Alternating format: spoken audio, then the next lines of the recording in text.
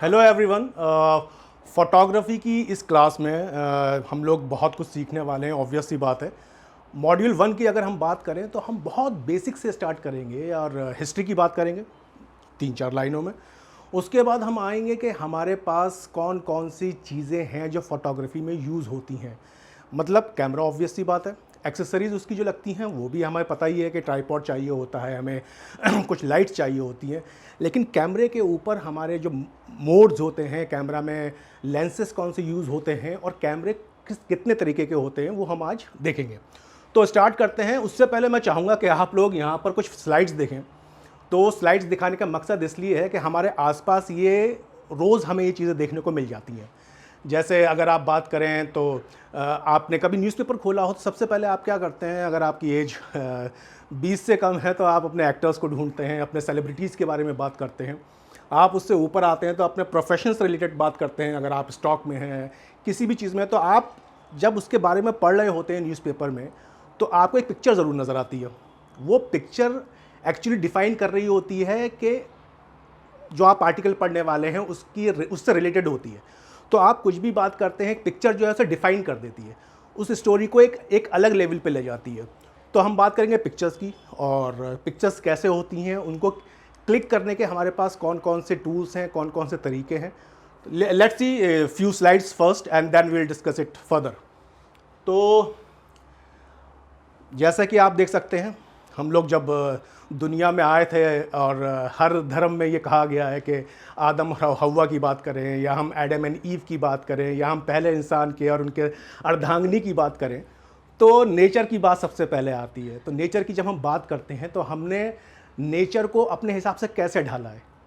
जब हमने नेचर को अपने हिसाब से ढाल लिया तो हमें नेचर की ज़्यादा नॉलेज हो गई, हमने उसको समझना शुरू कर दिया टेक्नोलॉजी के हिसाब से। बाद में हमने उसे एक डॉक्यूमेंट की शेप देनी शुरू कर दी। वो डॉक्यूमेंट कैसे हो सकते हैं? डॉक्यूमेंट आप उसके बारे में लिख सकते हैं। अगर आप आदि मानव थे तो आप दीवारों पे कुछ बना सकते हैं। और अभी मॉडर्न एज में हम सबसे अच्छा तरीका जो यूज़ कर सकते हैं वो है कैमरा।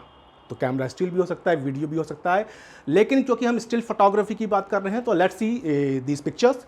नेचर की हम बात करें तो नेचर में कुछ ऐसी चीज़ें देखने को आपको मिलेंगी। हिस्ट्री की अगर हम बात करें 4000-5000 साल पुरानी, तो हमें बहुत सारी चीज़ें ऐसी देखने को मिल जाएंगी जिसके बारे में हमें आज से 100-150 साल पहले हर किसी को नहीं पता था। उन लोगों को पता था जो यहाँ से उन कंट्रीज़ में जाते थे, उन जगहों को विज़िट करते थे और उसके बारे में बात करते थे। लेकिन अभी हमारे पास सब चीज़ें अवेलेबल हैं, तो हमें ये पता है कि ये क्या है। हम अगर वाइल्ड लाइफ की बात करें तो हमें ये भी पता है कि वाइल्ड लाइफ में जानवर तो होते ही हैं, लेकिन उन जानवरों की हरकतें कैसी होती हैं, उन जानवरों का रहने सहने का तरीका क्या होता है। Let's move further. और पोज़, ये तो हमें सबको ही पसंद है। मतलब स्टिल कैमरा अब तो सभी की जेब में होता है। स्मार्टफोन निकालते हैं और कहते हैं पोज से चीज़, and we use lots of jargon for it. हम लोग काफ़ी सारी चीज़ें यूज़ करते हैं। तो पोज हम सबको पसंद है, और मतलब आप लोगों को ऑब्वियसली अगर कैमरा में इंटरेस्ट है तो पोज देना पसंद होगा आगे, या पोज लेना पसंद होगा कि आप अपने भाई बहन दोस्तों को कहते होंगे यार थोड़ा ना गर्दन इधर कर ले, थोड़ा सा इधर कर ले। तो ये सब चीज़ें हेल्प करती हैं आपकी फ़ोटोग्राफी में, बहुत ऑब्वियस है। ब्लैक एंड वाइट से शुरुआत हुई थी। फ़ोटोग्राफी की जो शुरुआत हुई थी वो ब्लैक एंड वाइट से हुई थी, और हमें ये लगता था कि यार कलर जब आता होगा।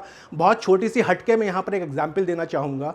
मुग़ल आज़म जब बनी थी तो उसके जो डायरेक्टर थे के आसिफ साहब, उन्होंने क्या किया था कि उन्होंने अपनी जितनी भी उनको फ़ीस मिलती थी उस फिल्म को डायरेक्ट करने में, वो सब उसी फिल्म में लगा दिया करते थे।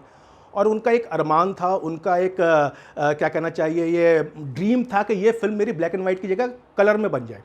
लेकिन क्योंकि उस टाइम पर कलर बहुत महंगा एक वो था, उनके हिसाब से बजट था, एक्सपेंसिव था उस फिल्म को कलर में बनाने के लिए, तो उन्होंने ब्लैक एंड वाइट बनाई। लेकिन उसको अपने ड्रीम को पूरा करने के लिए उन्होंने एक सॉन्ग रखा उसमें जो कलरफुल सॉन्ग था। आप कभी मुग़ल आज़म के बारे में थोड़ा पढ़ेंगे नेट पे तो आपको पता चल जाएगा। बाद में अभी रिसेंटली कुछ साल पहले मुग़ल आज़म को पूरी तरीके से कलर कर दिया गया, क्योंकि हमारी टेक्नोलॉजी इतनी हाई हो चुकी है कि हम फ्रेम बाय फ्रेम पकड़ के, ऑब्वियसली फिल्म जो है, मूविंग पिक्चर्स जो होती हैं वो मूविंग नहीं होती हैं, वो स्टिल्स की पिक्चर्स होती हैं जो एक स्पीड में जब जाती हैं तो वो मूविंग इमेज बन जाती है। तो ब्लैक एंड वाइट से शुरुआत हुई, कलर पे हम लोग पहुंच गए। और कलर तो नेचर ने हमें इतने दिए हैं कि हम लोग जब देखते हैं, जब आप ट्रैवल करते हैं, बहुत सारे ऐसी जगहों पर जाते हैं जहाँ पर आप बयान नहीं कर सकते, you can not explain it.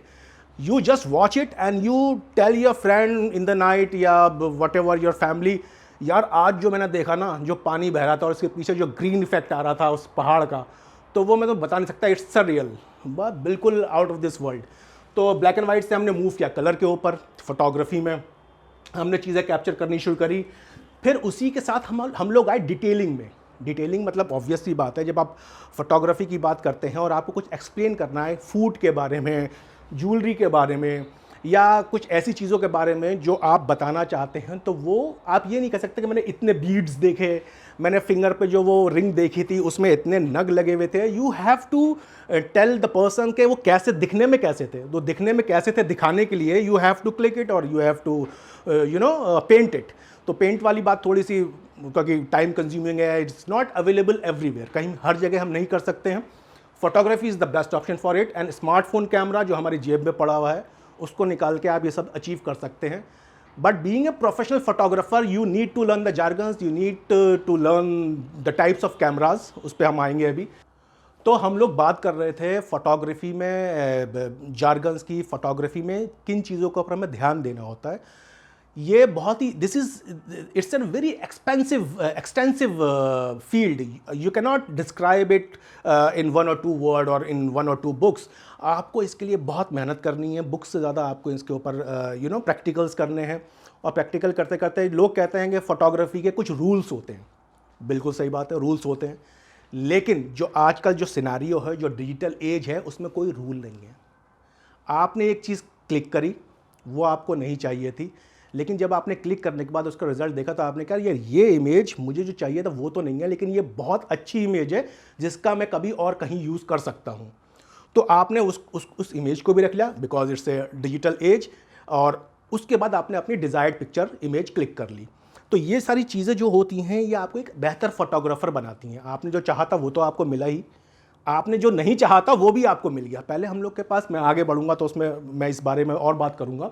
तो हम लोग कहते हैं डिटेलिंग, हमारी डिटेलिंग क्या है किसी भी चीज़ की, कहाँ पर क्या हो रहा है। अगर हम एक किसी ब्राइडल शूट में हैं तो क्या कर सकते हैं, हम किसी फैशन शूट में हैं तो हम किन चीज़ों पर ध्यान दें, उस ब्रांड के बारे में हम बात करने वाले हैं, या हम उस स्पेसिफिक प्रोडक्ट के बारे में बात करने वाले हैं, उस पर हमारा फोकस रहता है, वो मिस नहीं होना चाहिए।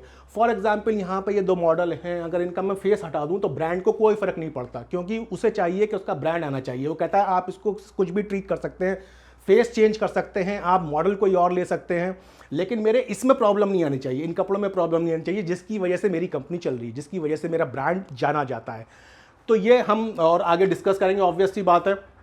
कोर्सेज आउटलाइन, जैसा मैंने कहा, इससे कोई रूल्स नहीं है, लेकिन बेसिक एक हर कोर्स का एक तरीका होता है उसको जानने का, समझने का, और प्रोग्रेस हम कैसे करने वाले हैं उस फील्ड में, उस सब्जेक्ट में। तो मैं बेसिक एक आउटलाइन बता देता हूँ। वैसे तो ऐसे कुछ इसमें है नहीं। कैमरा हिस्ट्री की बात करें, हम टाइप्स ऑफ कैमरा कौन से यूज़ करते हैं, हम उनके कैमरास के साथ जो चीज़ें एसोसिएटेड होती हैं, चाहे वो एसेसरीज़ हों, चाहे उनके मोड्स हों, चाहे उनके फीचर्स हों, वो क्या होते हैं, उनको करने से हमें क्या डिज़ायर्ड रिजल्ट मिलता है, नहीं मिलता है। फिर उसके साथ हमारे ऊपर लाइट्स पड़ रही होती हैं, जैसे मेरे ऊपर इस वक्त लाइट्स पड़ रही हैं, जो ऑब्वियसली आपको नज़र नहीं आ रही होंगी, क्योंकि हम लाइट्स की बात करेंगे तो वो लाइट्स दिखाएंगे। तो वो टाइप्स ऑफ फोटोग्राफी की बात करेंगे, कैमरा और लाइटिंग टेक्निक्स की बात करेंगे, हम मोड्स की बात करेंगे, हम लेंसेज की बात करेंगे, हम उन चीज़ों की बात करेंगे जो आजकल बहुत ज़्यादा रेगुलरली यूज़ नहीं होती हैं। फॉर एग्ज़ाम्पल हम डिजिटल कैमरा लोग इतना यूज़ नहीं करते हैं, क्योंकि उनके पास ना उनका मोबाइल है, तो वो कहता है मैं अलग से एक कैमरा कैरी करूं, उससे अच्छा है मैं अपने मोबाइल से कर दूंगा। मोबाइल की जो कैमरा क्वालिटी है और जो चीज़ें उसमें एक्सेसरीज आ रही हैं वो बहुत ही फिनोमिनल है, it's out of this world. आप उसमें अटैचमेंट भी यूज़ कर सकते हैं। Now days you can put a lens on your photography camera, the mobile camera, और आप उससे यूज़ कर लीजिए। तो बहुत सारी चीज़ें, क्योंकि हमें सब पता है, जब मैं आज आपसे यहाँ बात कर रहा हूँ तो दुनिया की किसी कंपनी जो फोटोग्राफी या इक्विपमेंट में होगी वो शायद कुछ लॉन्च कर रही होगी। तो जैसे ही मैंने आपसे कुछ बात करी तो हो सकता है शाम तक एक न्यूज़ आ जाए। आपने जो ये मैंने जो बात करी उससे रिलेटेड एक चीज़ और further up, we are now not limited to the what I am saying right now, but we are going an level up.